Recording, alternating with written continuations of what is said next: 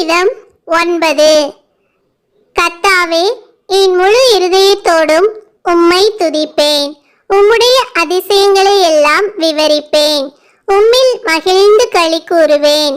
உன்னதமானவரே, உமது நாமத்தை கீர்த்தனம் பண்ணுவேன். என் சத்துருக்கள் பின்னாக திரும்பும் போது உமது சமூகத்தில் அவர்கள் இடருண்டு அழிந்து போவார்கள்.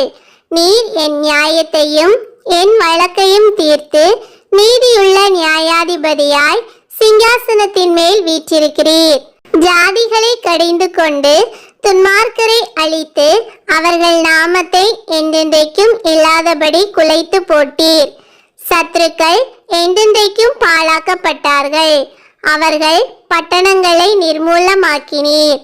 அவர்கள் பேரும் அவர்களோடே கூட ஒளிந்து போயிற்று. கர்த்தரோ என்றென்றைக்கும் இருப்பார். தம்முடைய சிங்காசனத்தை நியாய தீர்ப்புக்கு ஆயத்தம் பண்ணினார். அவர் பூச்சக்கரத்தை நீதியாய் நியாயம் தீர்த்து சகல ஜனங்களுக்கும் செம்மையாய் நீதி செய்வார். சிறுமைப்பட்டவனுக்கு கர்த்தர் அடைக்கலமானவர். நெருக்கப்படுகிற காலங்களில் அவரே தஞ்சமானவர். கர்த்தாவே, உம்மை தேடுகிறவர்களை நீர் கைவிடுகிறதில்லை. ஆதலால் உமது நாமத்தை அறிந்தவர்கள் உம்மை நம்பியிருப்பார்கள். சியோனில் வாசமாயிருக்கிற கர்த்தரை கீர்த்தனம் பண்ணி அவர் செய்கைகளை ஜனங்களுக்குள்ளே அறிவியுங்கள். இரத்த பலிகளை குறித்து அவர் விசாரணை செய்யும் போது அவைகளை நினைக்கிறார். சிறுமைப்பட்டவர்களுடைய கூப்பிடுதலை மறவார்.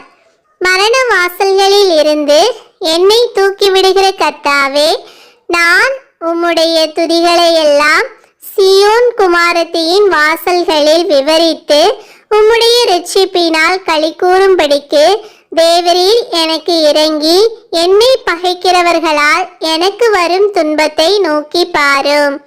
ஜாதிகள் தாங்கள் வெட்டின குழியில் தாங்களே விழுந்தார்கள். அவர்கள் மறைவாய் வைத்த வலையில் அவர்களுடைய காலே அகப்பட்டு கொண்டது. கர்த்தர் தாம் செய்த நியாயத்தினால் அறியப்படுகிறார். துன்மார்க்கன் தன் கைகளின் செய்கையிலே சிக்கிக் கொண்டான். துன்மார்க்கரும் தேவனை மறக்கிற எல்லா ஜாதிகளும் நரகத்திலே தள்ளப்படுவார்கள். எளியவன் என்றைக்கும் மறக்கப்படுவதில்லை. சிறுமைப்பட்டவர்களுடைய நம்பிக்கை ஒருபோதும் கெட்டு போவதில்லை. எழுந்தருளும் கர்த்தாவே, மனுஷன் பலன் கொள்ளாதபடி செய்யும். ஜாதிகள் உம்முடைய சமூகத்தில் நியாயம் தீர்க்கப்பட கடவர்கள். ஜாதிகள் தங்களை மனுஷர் என்று அறியும்படிக்கு அவர்களுக்கு பயம் உண்டாக்கும் கர்த்தாவே.